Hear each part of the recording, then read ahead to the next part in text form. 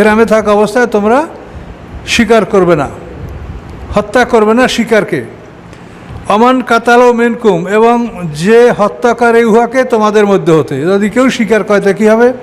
মতো আমেদান ইচ্ছাকৃতভাবে ফাজাজাউন, তার শাস্তি, মিসলু সমপরিমাণ, মা উহার, কাতালা যা সে হত্যা করেছে, মেনার নামে গবাদি পশু হতে। সে যেটা হত্যা করেছে তার সমপরিমাণ জরিমানা গবাদি পশুর থেকে আদায় করতে হবে। এখন সেটা আদেশ দেবে কে? ইয়াকুমুবি যাওয়া আদলে মিনকুম, তোমাদের মধ্যে দুইজন ন্যায় বিচারক। ইয়াকুমু আদেশ দিবেন, বিহি এই সম্পর্কে, যাওয়া মানে এই তাসনিয়া শিখা দুইজন, আদলেন ন্যায়পরায়ণ, মিনকুম তোমাদের মধ্যে হতে। তোমাদের দুইজন ন্যায়পরায়ণ লোকে সাক্ষী দিবে বা রায় দিবে যে তুমি এটা মারছো, এটার জন্য তোমাকে এইটা দিতে হবে।